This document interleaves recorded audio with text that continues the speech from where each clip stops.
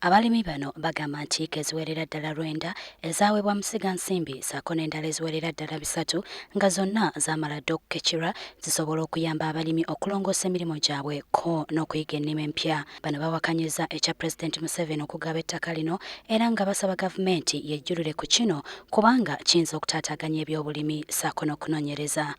Marilyn Kabale yakulira emirimu gy'okusomesa abantu mu kitongole kino. We need research so that our farmers can benefit in the long run.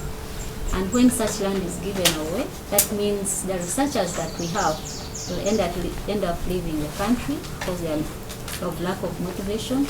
Even the donors who are supporting that research. Bano nga beegattira wamu n'ekitongole ekirwanyisa obukenuzi mu ggwanga ekya Anti-Corruption Coalition Uganda bakoze okunoonyereza ne basanga nti yiika endala eziwera ddala 3 nazo zaamala dda okukekirwa era ne liweebwa abantu abalala. Cissy Kagaba yakulira abalwanyisa obukenuzi. Tukimanyi bulungi nti Namulonge eyambo beewa amawulire minisitule y'ebyobulimi. Namulonge y'emu ku nsibuko y'ensigo ezisinga mu Uganda balimize bakozesa. Namulonge y'emu etuyambye okulaba nti basobola okunoonyereza ku nsigo eziyinza okutuyamba ku mbeera y'obudde egenze ng'ekyuka. Tukimanyi bulungi nti manifesto ya NRM ne NDP ne Pulezidenti Kenya ebiseera ebisinga avuddeyo n'agezaako n'atubwira omugaso gwa sayansi ne tekinologiya.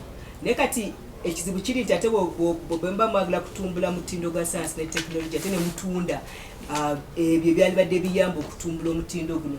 Tukaba nti wabeerawo ekizibu kyobala batubire ne tugamba nti ebyokutunda Namulonge tebirina kugenda mu maaso kuba Namulonge teyamba abo bokka bano gye Namulonge eyamba buli munnayuganda. Wadde nga olukiiko lw'abaminisita terunnaba kusalawo kisembayo ku ttaka lino kigambibwa nti byonna byaggwa dda.